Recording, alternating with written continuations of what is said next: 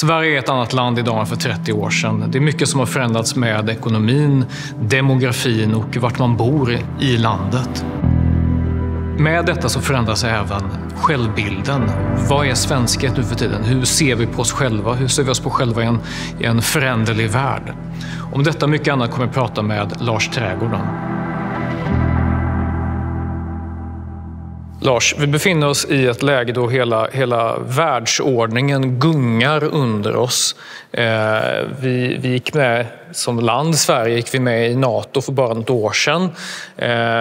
Vi har skickat militärt materiel till Ukraina och vi är liksom en lojal EU-medlem. Men det här Sverige som nu står och gungar med Europa, gungar med världsordningen. Vi har ju förändrats oerhört mycket de senaste decennierna. Och vi har en helt ny typ av problem och frågeställningar i vårt land rörande allt ifrån demografisk förändring till vilka är vi? Och om vi blickar tillbaka bara några decennier, om vi börjar någon gång i början av 90-talet, det var ett helt annat land som nu tampas med de här frågorna. Vad skulle du säga vad var den grundläggande förändringen i Sverige som land under de här decennierna? Ja, vi kan ju börja med, som du var inne på, 1990 och 89, murens fall och idén om historiens slut. Och att vi liksom var på väg in i en ny ordning av evig fred. Och det var ju någonting som kanske tilltalade väldigt många, inte minst i Sverige. Sverige hade ju redan så att säga, blivit engagerad i ett projekt av att vara en moralisk stormakt. Där så att säga, det inte längre handlade om krig och nationalstat knappt ens, utan vi var delaktiga i en global ordning som var baserad på fred och välstånd och bistånd från Sveriges sida. Och det där liksom var någonting som tror jag satte sig speciellt mycket i Sverige. Och liksom vår avoghet mot militära inblandningar, vår förmåga att nedmontera hela vårt försvar utifrån en slags överoptimistisk syn på människans natur och världsordningens natur. Allt det där liksom på något sätt kom med kraft, tror jag, just efter murens fall blev liksom symbolen för att de sådär kantianska optimisterna liksom i grund och botten hade rätt. Nu var det bara att köra på. Så jag tror det är ett väl valt datum som du föreslår. Men det var ändå Sverige under kalla kriget. Det är ju å ena sidan ett land som har sekulariserats väldigt snabbt. Kyrkan spelar mycket mindre roll. Sverige står vid sidan av alla allianser. Vi har ett jättestort försvar. Vi har bunkrar i varje hus. Vi har ett kustartilleri och allting. Sverige ska kunna stå på egna ben. Och då har man ju redan kastat av sig så att säga, den gamla stormaktsidén och man har kastat av sig alla tankar på att Sverige ska liksom expandera utåt. Och sen så försvinner kalla kriget också och kvarstår som ett sorts sekulärt land som har valt en tredje väg under hela efterkrigstiden. Vad gör det med självbilden liksom? Att vi inte längre, vad ska man säga, den humanitära stormakten? Ja, alltså, jag tror frågan kring liksom, vad återstår av Sverige är väldigt aktuell idag. Men om vi går tillbaks för ett ögonblick till det du föreslår, då var det ju, kan man säga, liksom, på något sätt en slags bekräftelse av svensk storhet. I det att vi var så att säga, ett land som med hull och hår gav sig in i det här så att säga, idén om en moralisk stormakt. Och det där hade ju sin början redan efter kriget, efter andra världskriget. Men det accelererar med tiden. Och jag skulle säga liksom 89 om murens fall var en slags bekräftelse på att detta var det korrekta projektet. Så det förstärkte många av de illusioner som svenskarna redan levde i. En slags falsk bekräftelse av att man hade valt rätt. Och det enda som avvek från detta var ju att vi också samtidigt gick in i en finanskris i början av 90-talet. Så det paradoxala var att man tvingades att backa in i EU. Och där kan man säga, där ser vi första beviset från en slags fundamental bräcklighet i detta. Men det blev ändå lite grann av ett stickspår. Man kunde ändå fortsätta ändå med det visst avstånd. Vi gick inte med i eurosamarbetet. Vi markerade lite grann tillsammans tillsammans med Danmark och Norge ännu mer så. Va? Att vi var ändå liksom exceptionella. Va? Och det där med EU-samarbetet, det handlade mest bara om marknader och kunna sälja varor och liknande. Det var inte det militära samarbetet. Det var absolut inte någon federal stat som skulle skapas. Vilket vi idag nu lever för att verkligen ångra att vi inte lyckades samla oss i Europa. Att skapa just en europeisk federal stat. Som vi måste tvingas in i på ett eller annat sätt. Men jag tror det här ögonblicket, det är väldigt intressant för det var liksom en viss, lite hicka men samtidigt en bekräftelse som gjorde att vi liksom fortsatte på i ullstrumporna på många sätt. Och tillsammans liksom med en idé om evig fred och solidaritet i världen, en slags betoning på mänskliga rättigheter snarare än medborgarskap, så följde ju också en öppenhet vad det gäller invandring som då byggde på en otrolig aningslöshet. Alltså i någon idé om att alla människor är ungefär likadana överallt och i den mån de är lite annorlunda så kommer de efter ett tag upptäcka hur förträffligt det är i Sverige och kommer att försvenskas automatiskt utan någon vidare hjälp eller någon form av uppfostran eller upplärning eller tvång eller krav eller plikt eller något liknande. Och det där liksom blev ju då början till ett internt problem. Alltså Sverige har ju haft en dubbel problematik, delvis delaktiga i mer västerländsk illusion om världens liksom, historiens slut, men också en väldigt specifik svensk överoptimism som då kom till uttryck just i migrationen och de enorma demografiska förändringar som Sverige har genomgått sedan ungefär den tiden. För den här förändringen, den föregås ju inte på samma sätt som exempelvis EU. Alltså EU-medlemskapet, EU-omröstningen är en enorm debatt. Ja. Där man bland annat talar om att nu kommer Sverige förlora sitt oberoende och å andra sidan finns det ekonomiska argument. Alltså det är en diskussion som sker inom ramarna för den så att säga, svenska politiska diskursen. Det finns ett ramverk för att förstå det. Medan den demografiska förändringen, som egentligen kanske är den stora förändringen av det svenska samhället, det är ju ingen egentlig diskussion om det. Det ställs inget för emot eller olika nivåer eller så. Nej. Men det är väl så här i backspegeln nu. Det är ju den största förändringen av det svenska samhället sedan urbaniseringen och demokratiseringen av vårt land. Det vill säga, ingenting har så grundläggande förändrat strukturen i samhället som den demografiska förändringen. Varför sker det ingen diskussion och vad får det för konsekvenser än in i vår dag? Alltså man kan säga så här, jag brukar argumentera på det här sättet att vi hade liksom en väldigt framgångsrik period mellan, låt oss säga, förlusten av Finland 1809 fram till 1960-talet, egentligen fram till efter andra världskriget. Där så att säga, hela idén om demokrati kopplat till nationalstat och medborgarskap som sen liksom växte fram i formen av folkhemstankarna där så att säga, svenska socialdemokrater var väldigt speciella i den socialistiska världen i att de bejakade den så kallade borgerliga demokratin och nationalstaten och gjorde det på ett raffinerat sätt där man kunde kombinera det med andra liksom typer av ideal som man bar med sig, sånt som jämlikhet och liksom alla medborgares rättigheter och plikter, ett samhällskontrakt som visade sig vara spektakulärt framgångsrikt. Så att liksom man var väldigt duktiga på detta, men vad som händer efter andra världskriget är att 3 stycken överideologier kommer att ersätta den här typen av vad jag kallar för demokratisk nationalism som kännetecknade tiden fram till efter andra världskriget. Och de 3 liksom i tur och ordning brukar jag säga är modernismen, internationalismen och multikulturalismen. Och de 2 första hade rötter som går tillbaks, som vi kan spåra långt innan andra världskriget. Och de har massa positiva aspekter. Alltså det faktum att vi inte var antimodernister. Sverige var tillsammans med USA de enda länderna i Västeuropa under mellankrigstiden som absolut inte var antimodernister, utan vi snarare älskade ingenjörskap, modernitet. Stockholmsutställningen 1930 är ett exempel på detta.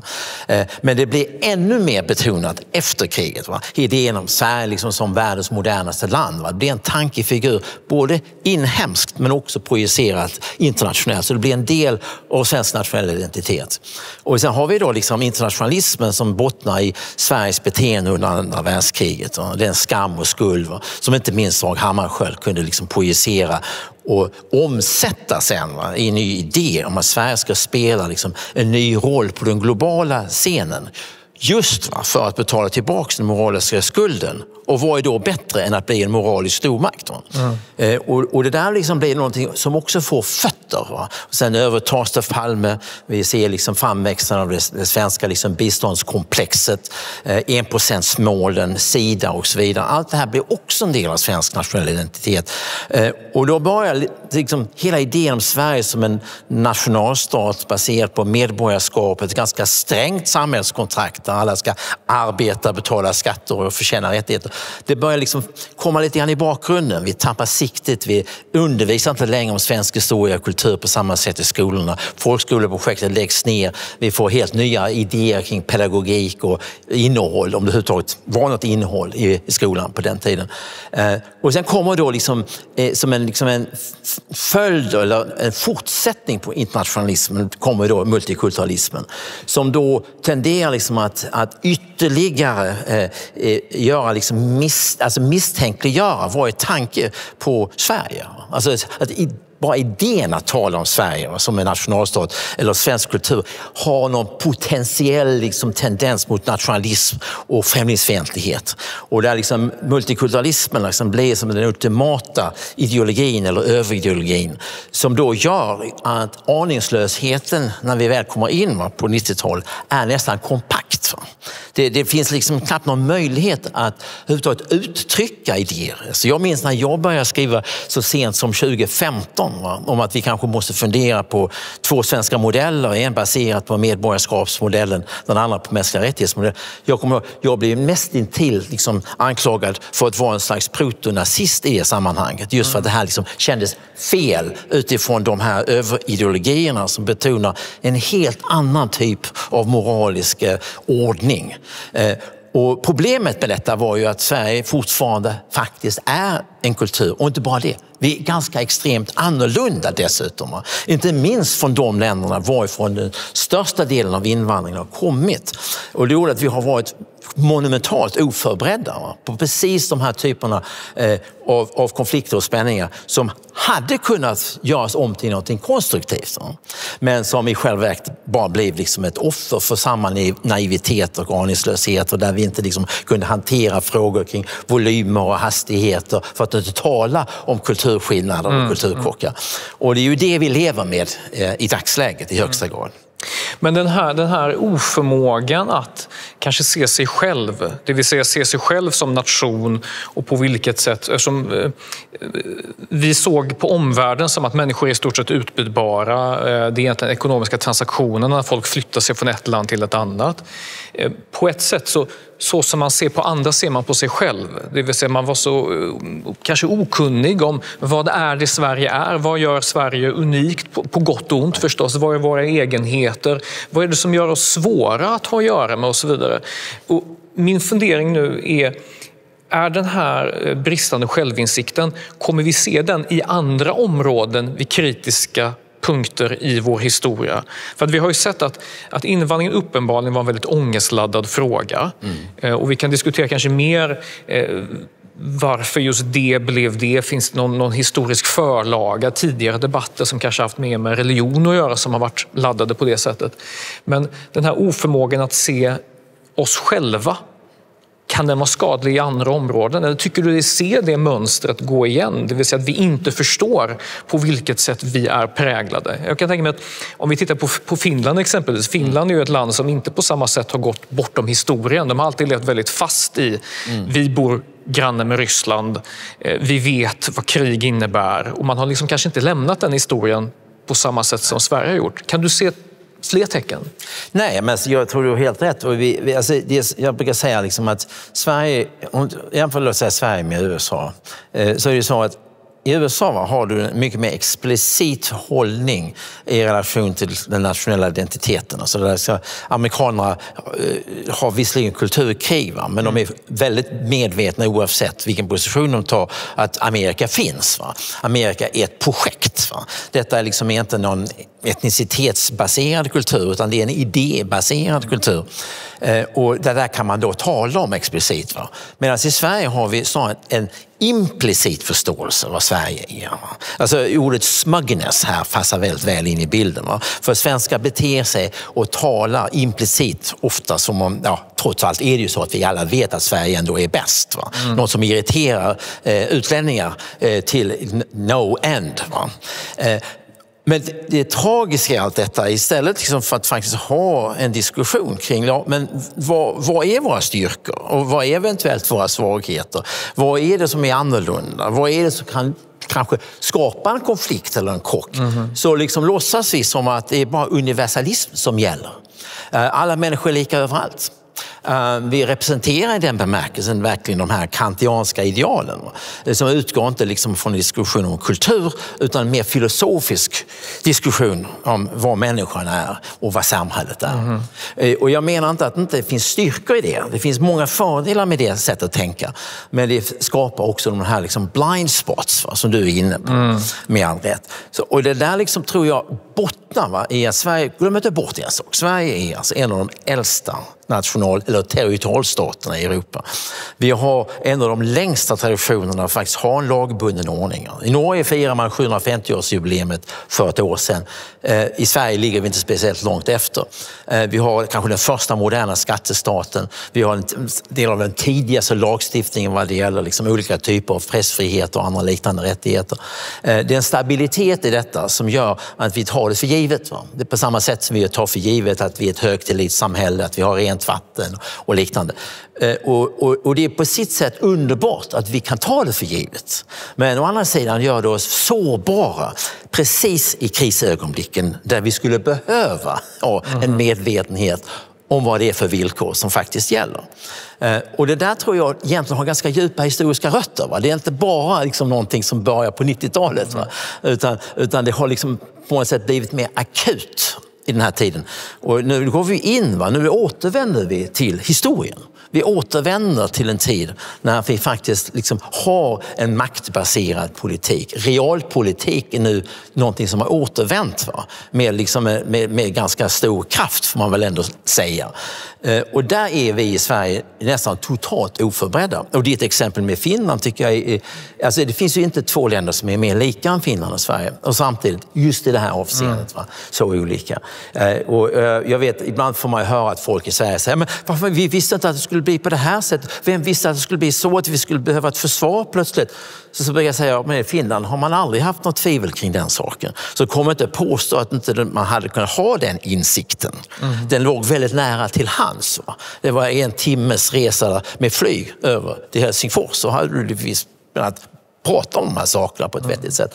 Men jag tror det har att göra just med att vi liksom är så invaggade sedan lång tid i en slags trygghetskänsla som gör att vi behöver inte hänge oss åt självreflektion. Och det där är ju något som yttrar sig även liksom i hur vi hanterar sånt som vår uppfostran och vår skolning av våra barn och unga. Där vi liksom på något sätt bara utgår från att de liksom absorberar den här informationen på något sätt. Och det är lite samma sak för vi förhåller oss till invandrare. Så istället för att säga, här har ni en karta och en kompass så att ni ska kunna funka bättre i det här samhället som är lite speciellt. Va? Så säger vi, nej men du vet, inget speciellt med det här samhället. Utan det är liksom som det är överallt och det är bara att köra på helt enkelt. Men kommer man bort från det här? Alltså, går det att komma till ett mer öppet klimat där man faktiskt ser sig själv lite utifrån, ser den andra på ett mer, vad ska man säga, ett nyfiket sätt? För jag tror att ibland har man lidit av en bristande nyfikenhet också för vad är det för förändringar som har ägt rum i Sverige? Det har skett påfallande lite studier i Sverige av exempelvis klankultur och liknande som ju uppenbarligen det är de dominerande frågorna i svensk samhällsliv. Det är hur hanterar man krocken mellan det liksom individualistiska svenska samhället eller statsindividualistiska samhället och samhällen som är betydligt mer klan- och släktbaserade. Och att det har funnits en sorts, man vill kanske inte veta eller man vet kanske inte ens om att man bör vilja veta det. Nej. Är vi på väg tillbaka och kraschar in i historien i och med att så många människor har kommit till Sverige, inte minst jag själv kommer från Östeuropa, och att så mycket av historien har kommit till Sverige. Förändrar det i sig Sverige? Eller jag brukar säga det när jag föreläser, så brukar jag ibland avsluta med att kalla för liksom en optimistisk spaning. Va? Och det är faktiskt sådana som du själv här som jag ofta har i åtanke. Va? För en av mina liksom teser är att de mest intressanta intellektuella idag tenderar att vara antingen invandrarintellektuella eller ligga så pass nära i tiden. Va? Att de så att säga, via sin familj har med sig perspektiv på Sverige och som dessutom är orädda för att tala om detta, för de är inte lika känsliga för att bli anklagade för att vara liksom rasister eller främlingsfientliga. Va? Utan de har, som jag brukar säga, förlorat, precis som jag själv gjorde när jag åkte till USA, du förlorar din kulturella oskuld. Och med det följer att allting plötsligt blir öppet. Va? Ingenting är längre naturligt. Va? Allting måste förstås. Man måste analysera och tänka kring det. Va? Det är en enorm fördel som alla migranter har överallt. Va? Jag själv upplevde det under mina 40 år i USA. Det var första år jag kunde förstå mig själv, se Sverige med öppna ögon. Vilket ju inte jag heller kunde tidigare. Va? Nu var jag visserligen bara 17 när jag lämnade Sverige, men ändå. Va? Och när jag är lite optimistisk så tänker jag liksom att det som nu vi alla liksom klagar över, invandring, för mycket invandring, problem med invandring, det är samtidigt, tror jag, på många sätt också nyckeln till en förnyelse av Sverige. Om det är några, tror jag, som är bekymrade över Sveriges framtid, är det precis de människor som har flytt riktigt dysfunktionella samhällen för att komma hit. Och det där måste vi ta vara på. Jag är väldigt bekymrad över tonläget ibland i diskussionerna kring invandring. För jag är ju på i grund och botten väldigt, väldigt positiv till detta. Samtidigt som jag börjar säga jag är positiv samtidigt också till en intelligent form av integrationspolitik. Men det betyder inte att jag är emot invandring. Och här tror jag liksom att vi har en möjlighet, för att vara lite optimistisk, jag tror man ser spår redan idag av en mycket mer nyfiken, ditt kodord som jag tycker är så fint. För jag tror det är nyfikenheten, precis det sättet vi ska tänka på det. Alltså, självklart alla människor är nyfikna på den plats de är. Vad är det som pågår här? Och börjar man öppna upp för nyfikenheten så kan man också börja öppna upp för en djupare förståelse och ha ett öppet samtal och diskussioner och sen fatta kollektiva beslut kring vad har vi att lära av varandra? Är det någonting här som vi vill förändra i den svenska samhällsordningen? Är det någonting som vi vill insistera på för vi faktiskt tycker det är en ganska bra idé och en bra institution och så vidare. Det där tror jag. Så jag kan tänka mig att vi är inne nu i ett paradigmskifte som inte bara handlar om världspolitiken och det som händer liksom i Ryssland och USA, utan det som händer i Sverige också. Som kanske gör att vi börjar se med öppna ögon och fundera precis på det sätt som du ställer frågor kring. Och jag tycker mig liksom förnimma bara det att vi sitter här och har samtal kring detta är ett litet tecken på att det här kanske är någonting som håller på att hända. Och jag upplever själv nu när jag är ute och föreläser väldigt ofta, jag ska vidare idag och föreläsa i Domkyrkan i Linköping kring det här kulturkronprojektet. Så något som jag upptäcker är att då har på kultursidevärlden en slags ängslighet kring de här frågorna. Och kan man hålla på med sånt? Det är inte något form av förtryck, någon slags sverigedemokratisk komplott mot frihet och så vidare. Men när du är ute i folkbildningssammanhang och pratar för människor, det här är ju bara ett genuint intresse. Äntligen får vi lov att prata om svensk kultur och historia. Och samma sak, jag föreläser kanske 10-12 gånger om året för invandrare. Är det någonsin fallet att de är ointresserade av den informationen som jag kan ge dem? Händer inte överhuvudtaget. Det handlar ju liksom just om din nyfikenhet. Så din nyfikenhetstes tror jag på. Och kanske är det där Sverige kommer att...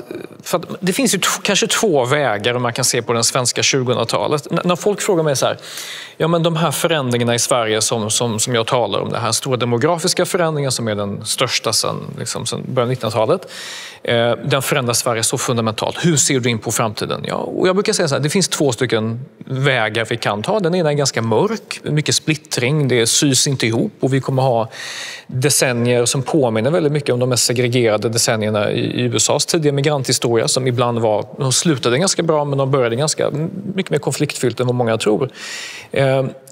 Den andra vägen skulle ju kunna vara att vi faktiskt lär oss väldigt mycket av just varandra och att Sveriges kontakt med omvärlden stärker den i kontakten även med Europa. Men då tänker jag så här, någonting som invandrare inte kan hjälpa svenskar med och som jag tror är ett olöst problem, det är att få Sverige att förstå och se sig självt. Sekulariseringen i Sverige skedde väldigt hastigt. Jag tror det var 1-2 generationer så gick vi från ett väldigt, väldigt kyrkligt samhälle till ett i många fall ett antiteistiskt samhälle. Och jag föreställer mig, men jag vet inte, du får jättegärna svara på det här, att Sverige i och med att man gick så snabbt från ett väldigt kristet samhälle till ett väldigt sekulärt samhälle, man bar med sig väldigt mycket av det där men vet inte längre var det kommer ifrån. Det vill säga att mycket av det som präglar offentlig förvaltning som är väldigt etniskt svensk i vissa delar, tjänstemannasektorn, en del välutbildade sektorer i Sverige som är väldigt etniskt svenska, där det inte har kommit fullt så många invandrare, och de invandrare som kommer dit är ofta ganska assimilerade. Det är därför de hamnar där. Men att självkännedomen bland de som vars överideologi kanske är just mänskliga rättigheter, jämlikhet och så vidare, de här fina modernistiska, internationalistiska idealen, att de inte förstår på vilket sätt de i viss mån påminner om det protestantiska arvet och därför inte kan se sig själv lite utifrån. Och jag vet inte om invandrare kan hjälpa svenskar att se just det här, för det här är svårt. Alltså jag tror kanske de kan vara ganska behjälpliga i den bemärkelsen att de har det här liksom perspektivet och kanske också funderar lite grann kring sina egna religiösa traditioner. Va? Men du har ju givetvis rätt för att det här liksom är någonting som vi som då ser som svenskar också liksom måste ta ett stort ansvar för. Va? Så är det. Va? Men jag tror återigen, jag ser ju liksom tendenser här. Jag vet att när jag och Henrik Berggren skrev vår bok Är svenska människan, så när den boken var klar och var i tryck och recensionerna skulle komma, så kommer jag ihåg att jag sa till Henrik, vi pratade 2006, så sa jag till Henrik, du inser att vi kommer bli fullständigt sågade längs fotknölarna. Vad menar du? Han såg ganska orolig ut. Va? Så jag sa, men herregud, här skriver vi en bok som bland annat handlar väldigt mycket om staten och individen. Va? Och vi har inte liksom ett stort speciellt kapitel om Luther. Och liksom vår lutherska tradition, som inte är vilken luthersk tradition som helst. Den är väldigt specifikt svensk. Och han liksom blev grön i ansiktet och sa då givetvis helt rätt. Men när recensionen sen kom var ingen som överhuvudtaget talade om detta. Ett antal år senare, när vi gav ut en ny upplaga, så fick vi möjlighet att skriva ett nytt kapitel. Då sa jag, Henrik, det är väldigt få tillfällen att få en andra chans i livet. Vi skriver nu det här kapitlet. Så då har vi skrivit ett kapitel som heter En luthersk modernitet. Den boken kom ut 2015. Och då var läget annorlunda. Va? Så då låg vi rätt i tiden. Va? Och sen har ju till exempel Katarina Barling skrivit en fin bok nu, bara för något år sedan, som är inne liksom på samma område, va, på ett väldigt fint sätt. Så jag tror liksom att vi har öppnat upp den dörren. Och det är inte bara Katarina och jag och Henrik, utan det är andra som har skrivit väldigt fint om detta. Så jag tror det finns en bättre bas idag. Och det är inte bara det lutherska heller. Vi ska inte glömma bort vikten av den svenska frikyrkliga traditionen, va? Som liksom en bas i något som är oerhört viktigt i Sverige, nämligen folkrörelsetraditioner. Alltså det är lätt att överdriva staten i Sverige. Man måste förstå att det är liksom den här magiska, där vi liksom både har, som jag brukar skoja om, folkskola ovanifrån och folkbildning underifrån.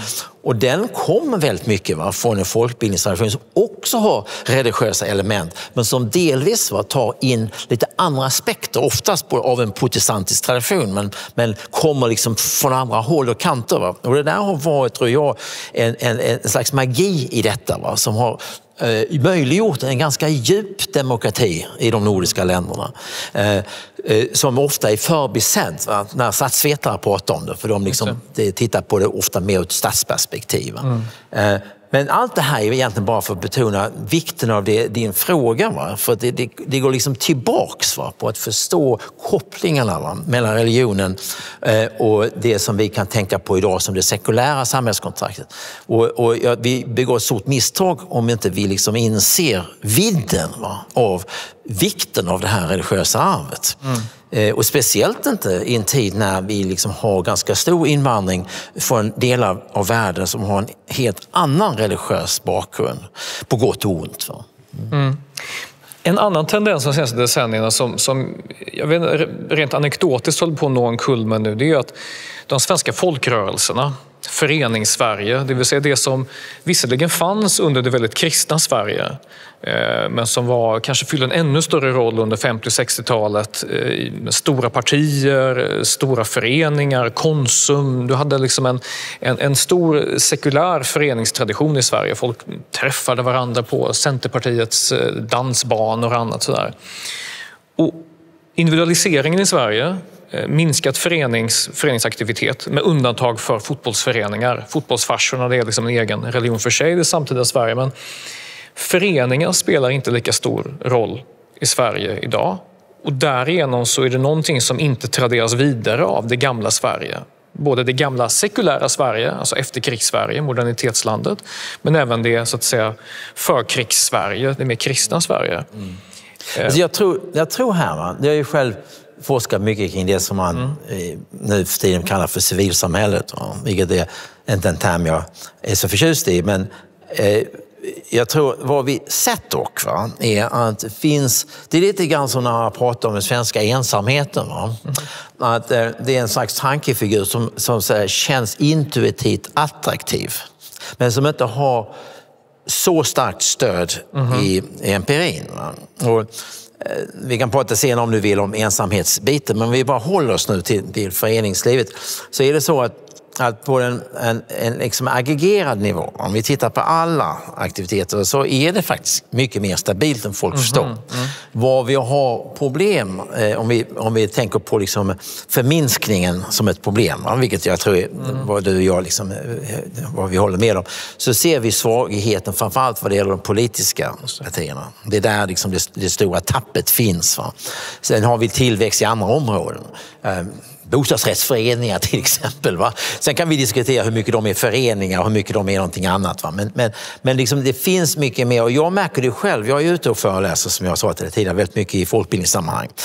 Jag kan förhålla mig väldigt kritiskt till mycket det sätt på vilket idag både kulturliv och folkbildning är liksom beroende av offentliga bidrag och dessutom är styrda på många olika sätt. Va? Men om vi bortser från det för ögonblicket, va? Så är det ändå så att det är någonting väldigt imponerande. Jag älskar det när jag är ute och träffar folk. Jag är ute liksom hela tiden och träffar folk, och det är liksom imponerande att se de här människorna. De är ju ofta äldre. Va? De är närmare min ålder än din ålder, om man uttrycker det på det sättet. Va? Och det finns så en oro kring detta. Va? Man säger, men det är bara vi gamla och nu kommer det här försvinna. Men grejen är att det är inte på det sättet. Va? För vad som egentligen händer är att idag, på grund av att vi har en jämställdhetstradition, va? Så innebär det att liksom när människor är i den aktiva arbetsåldern, så är det så att ingen har tid med någonting annat än jobben och barnen. Va? Det är inte för att du blir lite äldre, barnen flyttar ut, för du börjar närma dig pensionsår. Då plötsligt ser vi hur de här människorna börjar bli aktiva. Så påfyllningen sker så mycket mer än vad folk förstår. Men den sker inte liksom av ungdomar, utan den sker av folk som är 55-årsåldern uppåt. Va? Men när du väl sitter där och du har 150 människor framför dig, och så tittar du på hur ser det här egentligen ut, va? Så blir jag faktiskt lite mer optimistisk än pessimistisk. Va? Och det är något jag själv har lärt mig egentligen främst genom att vara ute så mycket, va? Och träffa människor. Så det finns fortfarande en vitalitet här, va? Som inte vi ska underskatta, som jag tror ärligt talat fortfarande är ett signum för de nordiska länderna. Det är en enorm fördel, va? Ur ett demokratiperspektiv. Och vi ska värna om det, men vi måste också lita på människorna att så att säga göra det själva. Va? Och för det är det som alltid varit det magiska. Och kom ihåg, detta är ju traditioner som går tillbaks. Alltså, den storhetstiden var ju egentligen 1800-talet. Va? Du sa 1950-talet, glöm det. Det är då man börjar oroa sig över folkrörelsernas kris. Va? Men alltså det finns liksom en enormt stark tradition här, och den har ju att göra också med att vi har haft en fri bondeklass. Va? Vi hade liksom sockenstämmor. Va? Vi hade liksom en så att säga självstyre, va? På lokalsamhällelig nivå. Om du jämför till exempel hur kyrkan lokalt i Sverige var finansierad med hur den var finansierad i en umma i ett islamiskt sammanhang, va? Så var det i ena fallet var det faktiskt lokal beskattning, vilket betyder att de lokala medborgarna ville ha koll på vad 17 gör prästerna med de här pengarna. Det är ju våra pengar, va? Och det var en transparens. Va? Men alltså, i den muslimska världen så var det donationer, va? Det var filantropi. Va? Och det betyder att man hade liksom inte något intresse av, det fanns ingen anledning att man skulle börja fundera liksom på de ekonomiska relationerna. Så du vet, det finns här liksom en tradition som är långt före den formella demokratins genombrott 1920. Som också reflekteras i kommittéväsendet, va? Som är också en sån här institution som är väldigt specifik för de nordiska länderna och Sverige inte minst. Va?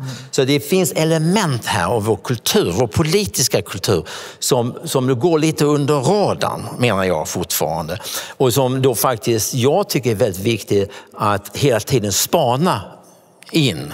För börjar det krackelera, då skulle jag bli riktigt orolig. Va? Men så länge jag ser ändå spår här av att det här fortfarande lever, så känner jag har en viss tillförsikt. Va? Tror du att, för det är ändå en väldigt optimistisk spaning över vår samtid och kanske även framtiden.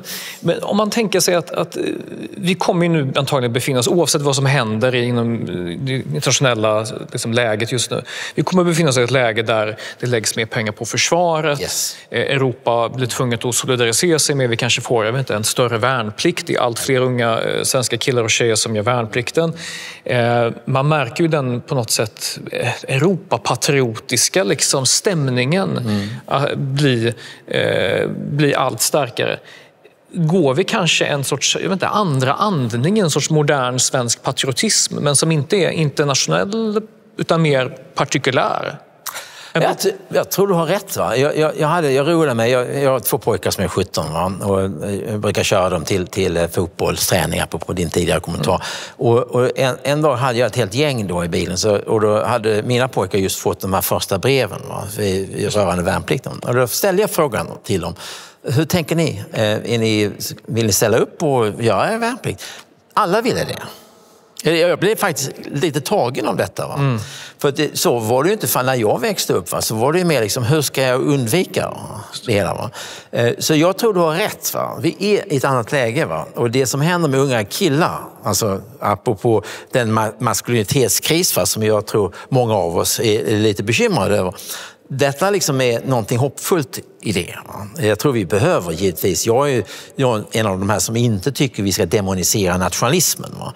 Vi kan ju vara lite försiktiga och kalla det patriotism. Va? Det känns lite mer rumsrent. Men det är ju i grund och botten samma sak. Va?